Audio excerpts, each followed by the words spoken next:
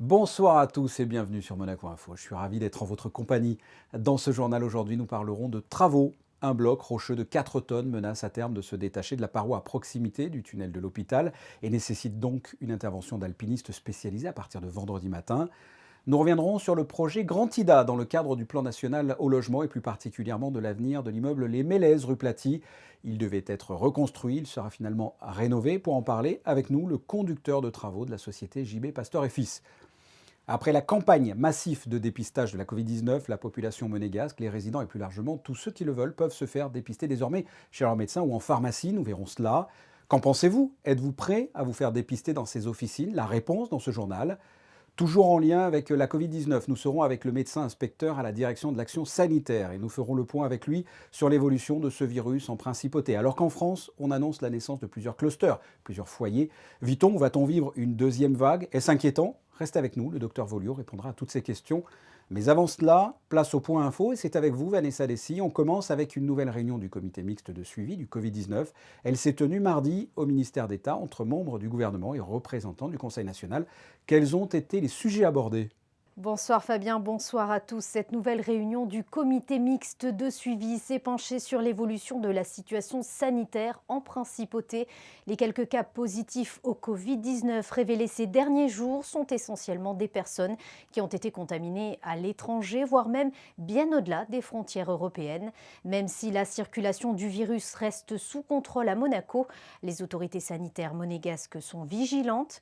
En ce qui concerne le volet social, la commission d'accompagnement de la relance économique, l'ACER était à l'ordre du jour. En juillet, près d'une centaine de dossiers a été analysé par la commission qui poursuivra son travail au mois d'août. D'une réunion à une autre, l'Observatoire du commerce se réunissait aujourd'hui, Vanessa, l'objectif étant de mettre en place rapidement des mesures concrètes pour favoriser la consommation locale et soutenir les commerces et les restaurants. Et pour rappel, l'objectif de cet observatoire est de présenter une synthèse des résultats du commerce de détail monégasque en termes de PIB, de chiffre d'affaires, de salariés et d'établissements. Cette rencontre aura permis aux acteurs présents de faire un point sur la situation actuelle du commerce en principauté et d'évoquer l'état d'avancement des réflexions engagées lors des réunions thématiques avant la crise du Covid-19.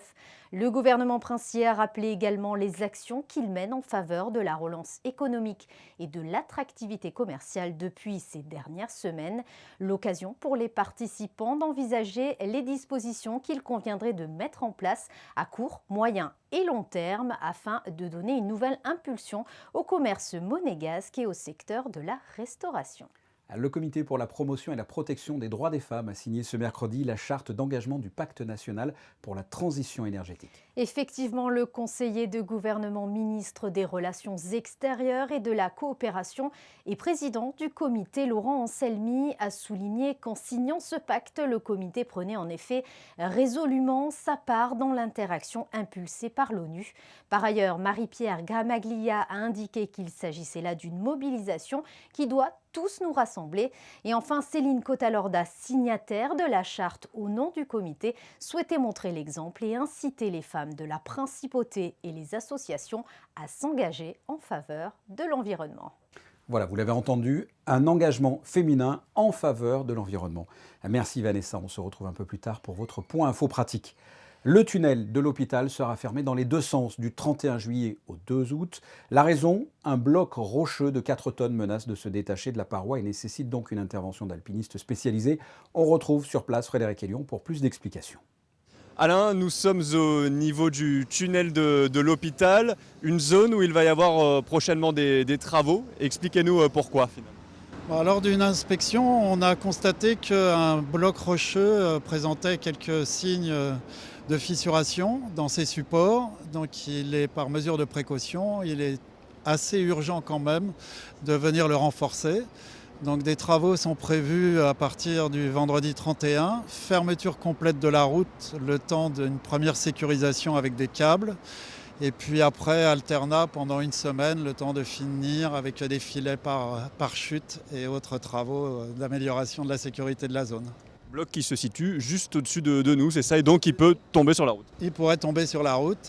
Pour le moment, les mouvements sont faibles, mais il faut anticiper et ne pas attendre d'être dans l'urgence. Un schéma de circulation est mis en place, le tunnel étant bloqué, l'accès sur le boulevard de Belgique sera maintenu, ainsi que la voie bus, il n'y a pas de souci jusqu'à ce niveau-là.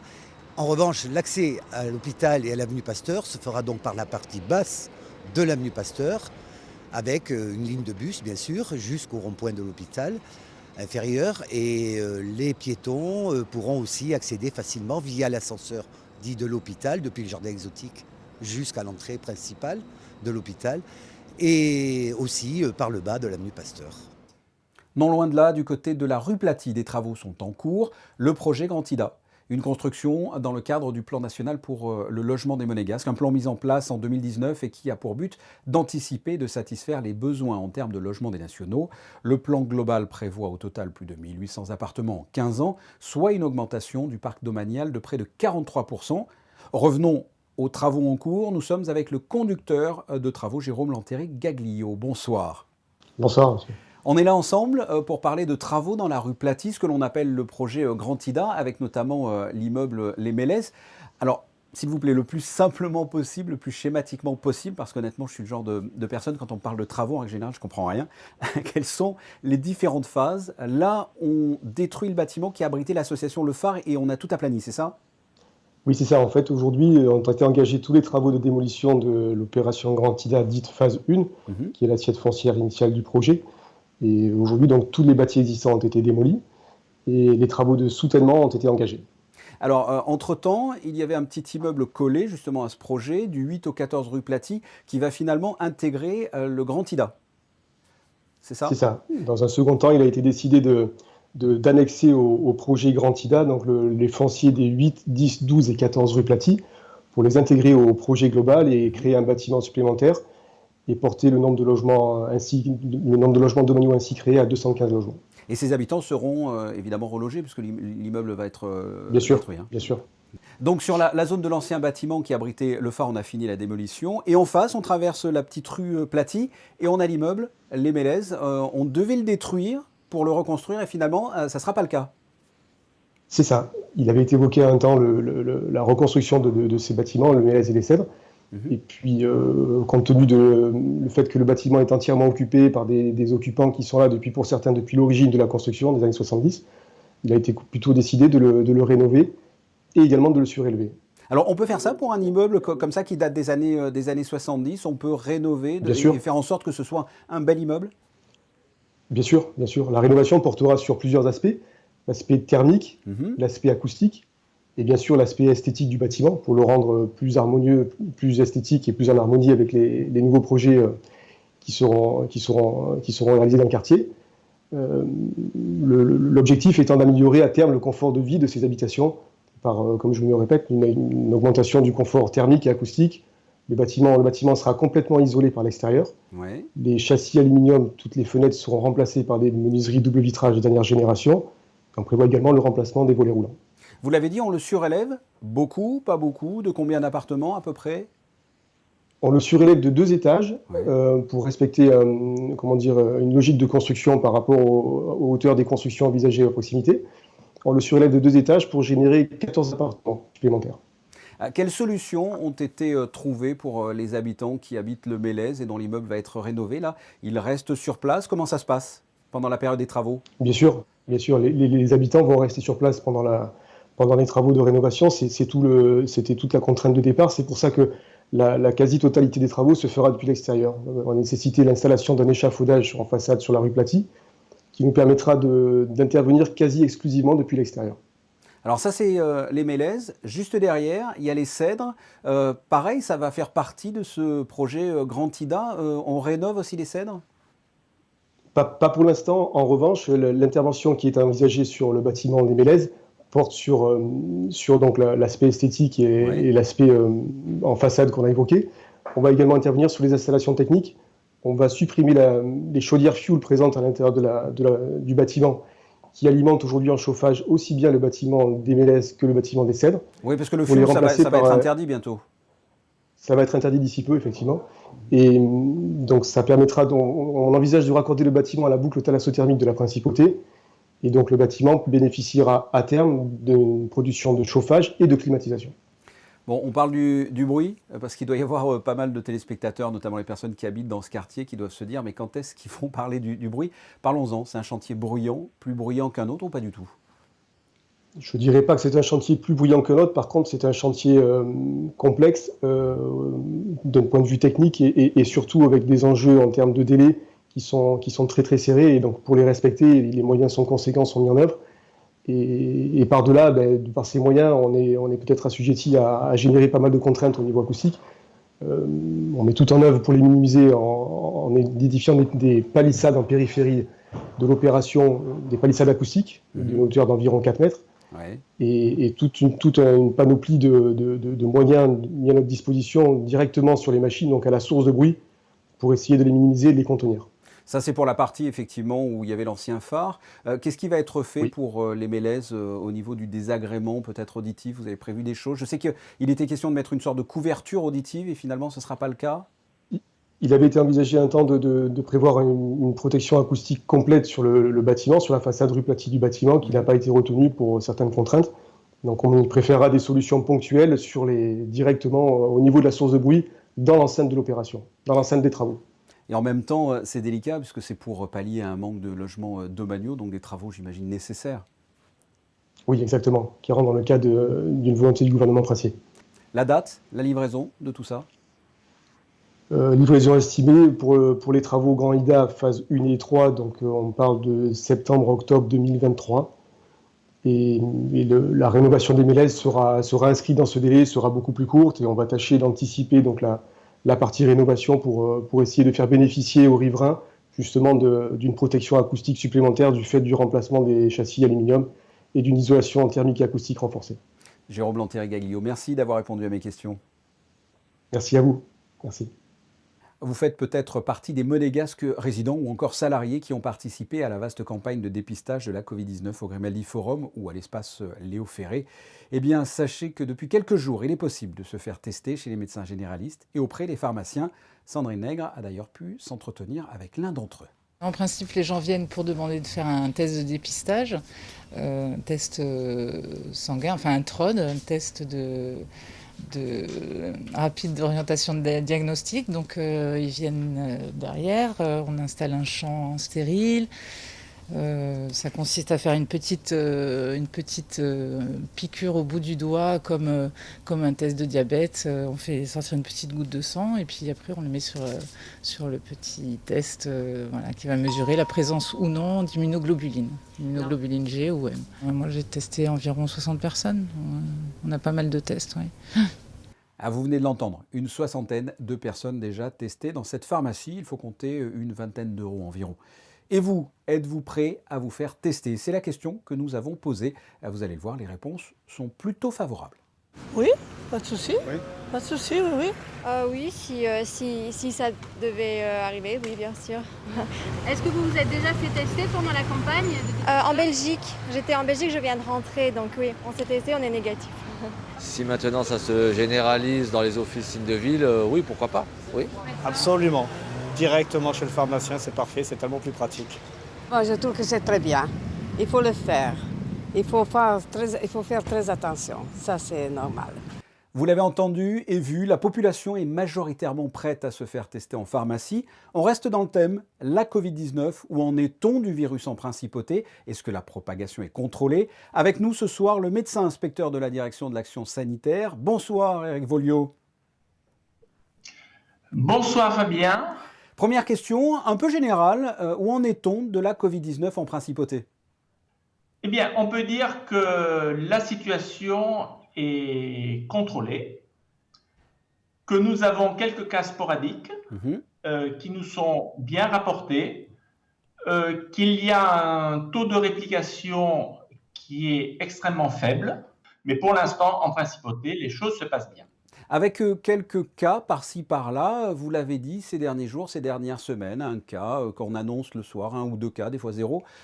C'est inquiétant, ces cas comme ça? Alors, ce qu'il faut comprendre, c'est qu'en majorité, ce sont des gens qui se sont contaminés à l'extérieur de la principauté de Monaco. Pour certains, on sait qu'ils se sont contaminés dans des pays relativement lointains et que parce qu'ils étaient malades, ils sont revenus au pays. Si on s'en tenait aux critères épidémiologiques, pour certains d'entre eux, on ne devrait pas les déclarer puisqu'ils ont été déclarés dans le pays où ils ont attrapé la maladie. Est-ce que c'est inquiétant d'avoir comme ça des personnes qui viennent de l'extérieur et qui viennent à Monaco pour se faire soigner? Est-ce qu'il y a un risque pour la population que des personnes extérieures viennent comme ça? Alors, ce qu'il faut savoir, c'est que si l'on respecte les mesures barrières, c'est-à-dire si l'on fait attention lorsque l'on est en présence d'autres personnes à porter un masque, à bien se laver les mains ou se les désinfecter avec un produit hydroalcoolique, le risque de transmission du virus est très faible et tend vers zéro.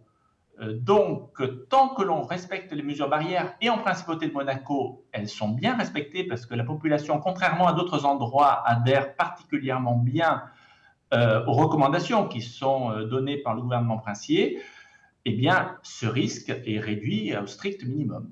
C'est justement parce que la population monégasque est disciplinée qu'il y a peu de réplication? Oui, et il faut continuer dans cette discipline, si vous voulez, et surtout ne pas prendre exemple avec ce qui se passe dans certains endroits du pays voisin. Je pense notamment à Saint-Tropez, où nous avons eu quelques cas de résidents monégasques qui se sont contaminés là-bas, juste parce que malheureusement, il y a certaines libertés qui ont été prises en contradiction d'ailleurs avec les recommandations du gouvernement français, et qui font que le risque là est un petit peu plus important. Justement, est-ce qu'on peut partir en vacances ou pas? Qu'est-ce que vous conseillez? Bien sûr, on peut partir en vacances. Si on va en vacances dans des endroits même où il y a une incidence de maladie qui est importante, ce qu'il faut faire, c'est lorsque l'on va, par exemple, faire les courses, ou lorsque l'on va sur un marché, eh bien, respecter les mesures barrières, porter un masque. Bien sûr, faire attention à bien se laver les mains dès que l'on revient à la maison ou se les désinfecter avec un produit hydroalcoolique. Et à partir de là, on réduit vraiment le risque au strict minimum et donc le risque tend vers zéro. On parle de certains clusters dans l'Hexagone, de foyers de contagion, notamment par exemple en Bretagne et ailleurs. Hein. Ça vous inquiète? On peut imaginer un cluster ici à Monaco? On peut toujours imaginer un cluster si on évite des rassemblements de personnes non protégées par le masque, si on évite ce genre d'attitude ou ce genre de comportement, eh bien, la probabilité pour qu'un cluster apparaisse devient extrêmement faible. Au-delà du cluster, vous croyez à une seconde vague? On en parle sur les réseaux sociaux parfois, ça va repartir en septembre par exemple. Vous y croyez, vous, à cette deuxième vague? Non, ça j'y crois pas parce que, encore une fois, les mesures barrières étant efficaces, nous n'aurons pas de submersion et surtout notre système de santé ne sera pas en situation de saturation. Ce que l'on a actuellement, c'est quelques cas sporadiques. On pourrait imaginer que la fréquence de ces cas sporadiques puisse augmenter un petit peu.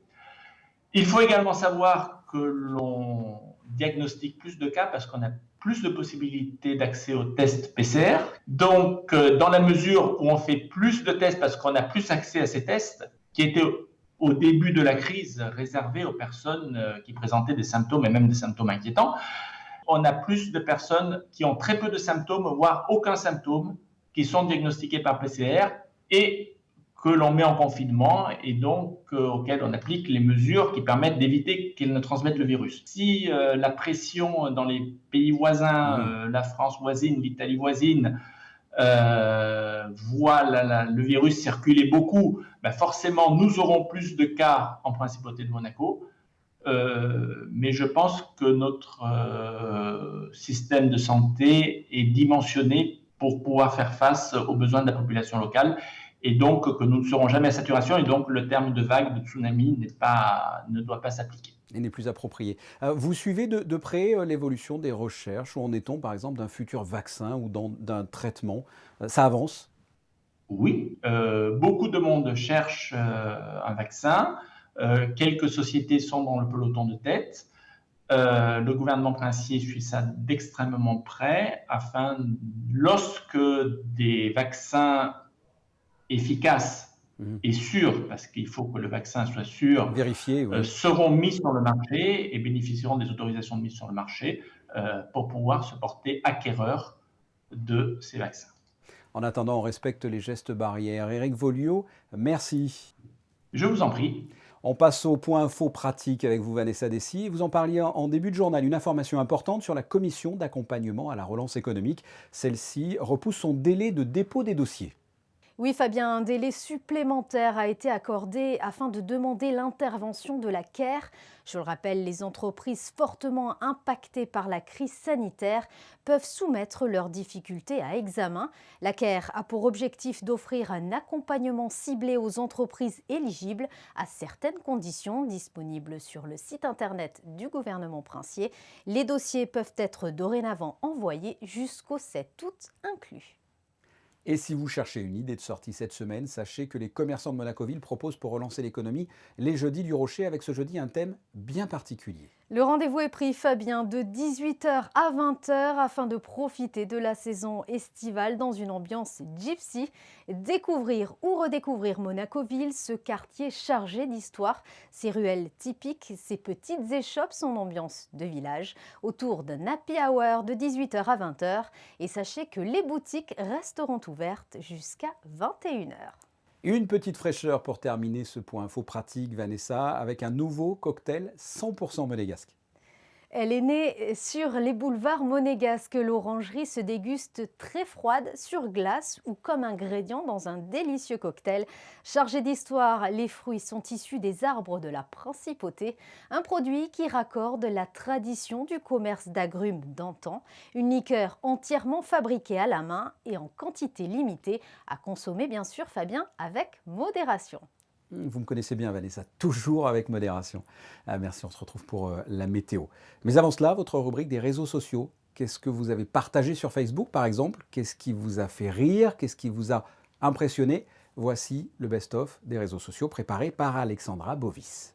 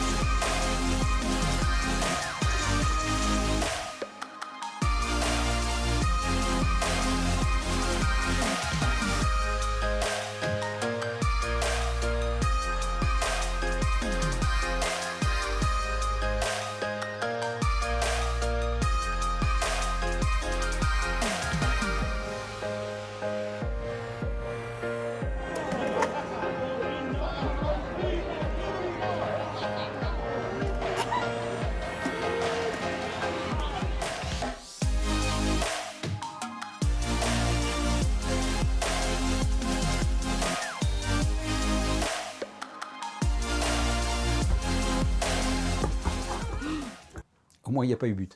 Quel temps va-t-il faire jeudi, Vanessa? La journée de jeudi s'annonce partagée entre nuages et apparition du soleil. Des rafales pouvant atteindre 12 km/h par moment sont à prévoir. Le mercure oscillera de 22 à 29 degrés. La mer sera belle et calme et la température de l'eau affichera 27 degrés. Le soleil se lèvera à 6h16 et se couchera à 20h57. Nous fêterons les Juliettes. Bonne fête à toutes les Juliettes. On se quitte avec les photos du jour. Notre photographe Stéphane Dana est allé au théâtre du Fort-Antoine mardi soir où se produisaient des membres de l'Orchestre Philharmonique de Monte-Carlo, l'orchestre qui sera ce dimanche au Palais Princier. Ce journal est terminé. Merci de votre fidélité. Vous retrouverez Émilie Rousseau pour votre JT jeudi à 19h. À très bientôt. Au revoir.